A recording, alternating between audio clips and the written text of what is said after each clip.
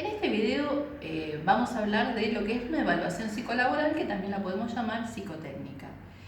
Me gustaría separar en dos el trabajo que tiene que ver con lo evaluativo.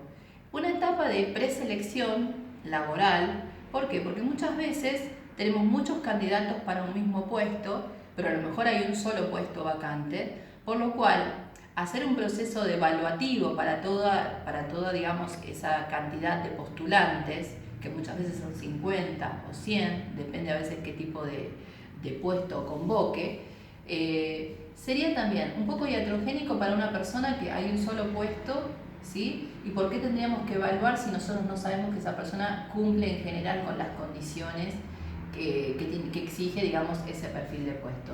Que no es solamente la experiencia, muchas veces alguien puede contar con un buen nivel de experiencia, un buen currículum, pero las características de su personalidad a lo mejor no son afines al tipo de clima laboral o al tipo de estilos de mando que haya en sus superiores o la cultura organizacional.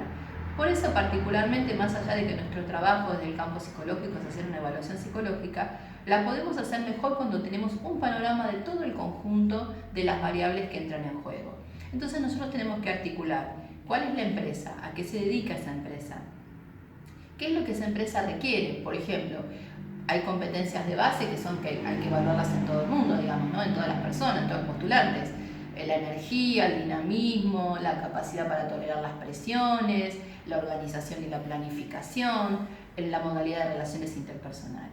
Después uno va bajando línea y dice, bueno, tiene que hacer un puesto, por ejemplo, contable. Bueno, esto ya me exige que tenga que evaluar con mayor profundidad la capacidad de atención de esa persona, la capacidad de organización y planificación a corto o a mediano plazo, porque hay tareas contables diarias, mensuales, semestrales, anuales, ¿sí? Por ejemplo.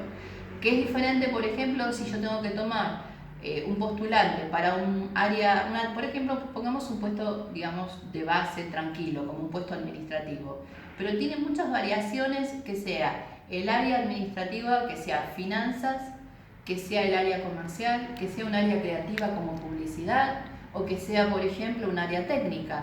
Entonces, además de las características globales que yo voy a necesitar evaluar en ese postulante, también voy a necesitar evaluar algunas específicas.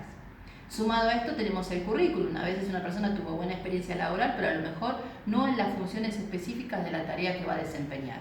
Si a lo mejor el postulante tiene buenos recursos, buenas aptitudes o buenas competencias, uno puede poner, por ejemplo, en el informe que se puede recomendar a esa persona, pero que requiere un periodo de inducción. Muchas empresas están dispuestas a capacitar a su nuevo empleado, digamos, y eso es importante porque estaría integrando un buen recurso humano a la empresa, pero además capacitándolo en algo que a la empresa le interesa que esa persona, digamos, crezca y desarrolle.